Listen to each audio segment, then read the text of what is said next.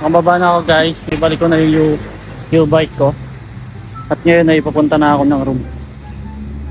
Guys, naglalakad na ako papunta sa room namin. So nabutan ako ng stoplight kaya natagalan ako. So yun guys, nandito na ako sa room namin. So yun na. So ayan, magbibisi muna ako tapos i-ready ko na para makapagluto na din ako. Ginagawa mo! Sumasaya. Huwag kayo iiyak. Pagkabihis ko nga ay nag-iwan na rin agad ako ng bawang at saka sibuyas na gagamitin ko sa panggisa dun sa gagawin kong adobong manok.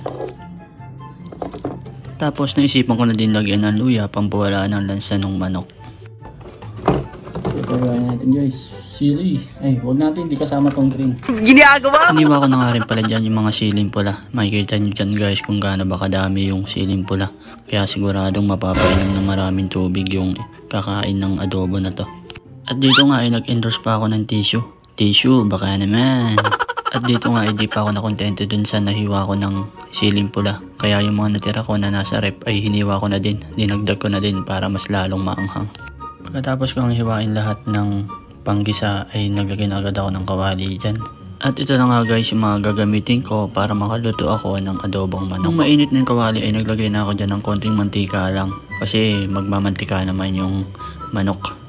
At nung alam ko nang mainit na yung mantika ay niligay ko na agad dyan yung bawang. Tapos minekos-mekos ko lang yan insan hanggang sa maging golden brown yung bawang. Tapos sinunod ko na din yan yung sibuyas. Tapos hinalo-halo ko lang din yan.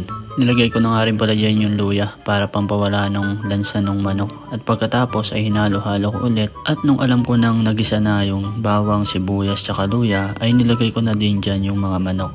At minekos-mekos ko nga lang yan insan para humalo yung mga panggisa na nilagay natin dyan, yung bawang, sibuyas, tsaka luya para mawala din yung lansa nung manok. At tinakpan ko nga muna yan para mas lalong lumasa yung mga panggisa na nilagay ko. At nung alam ko nang nagisa na siya sa sarili niyang mantika ay ayan na nga, hinalo-halo ko nga ulit yan para mas lalong lumasa yung pinanggisa natin. At nilagyan ko na nga pala yan ng toyo tapos hinalo-halo ko lang yan. Kaso nahihirapan akong haluin kasi marami yung manok tapos maliit yung lutuan. Kaya naghanap ako ng medyo malaking lutuan. At pagkatapos ay sinalin ko dito para mahalo ko siya ng mabuti. Naglagay nga pala ako dyan ng chicken cubes. Kasi kapag nagluluto talaga ako ng adobong manok ay naglalagay ako para mas malasa yung manok.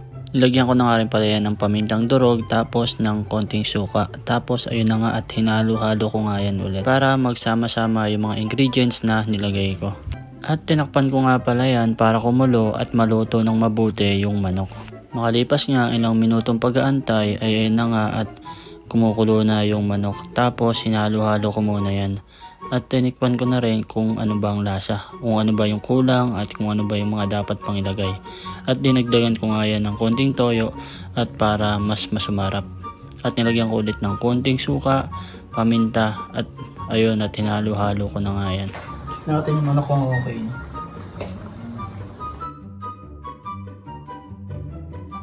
Okay na yung manok, malambot na siya. Ako nasobrahan. Dahil nga sa malambot na yung manok ay nilagay ko na din yung sili. Bali konti muna yung nilagay ko dyan kasi kukuha ako ng konti para dun sa girlfriend ko.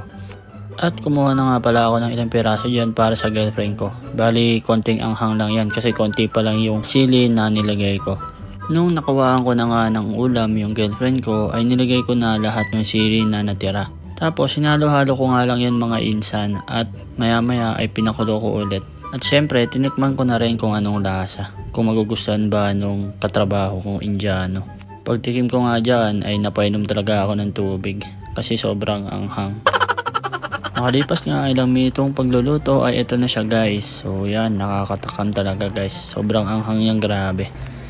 So yun na guys, so luto na itong adobong manok natin na manghang. So yan na. Yan. Sana magustuhan ng Indiano kong katrabaho. So yun lang guys, maraming salamat sa panonood. Bye bye!